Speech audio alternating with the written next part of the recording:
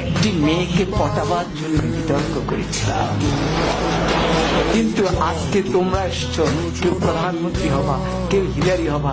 কি ভয়ঙ্কর মিথ্যা কথা। একটি মেয়ের চাহনি আমাকে যে প্রেরণা দিয়েছে, সেই প্রেরণা দিয়ে রাতে 2টা পর্যন্ত পড়েছি। এই যতবার লাগবে বলে মেয়েটি ততবার পলকে পলকে আমার দিকে তাকায়। এখন আমি ঠিক বুঝতেছি না কি লাগবে কি বলে। পরে আমি একটু উত্তেজিত হয়ে 4 জনকে ডাকলাম। কি সমস্যা, কি লাগবে? আপনার 4 জনই আমাকে ঘিরে দাঁড়িয়েছেন আমার জানালার সামনে। তখন বললো বলবো তো বলে। বললো ভাই, আমরা হিরোইন বিক্রি করি, আপনাকে দেখে মনে হয় দারুণ ভাবে আপনি হিরোইন।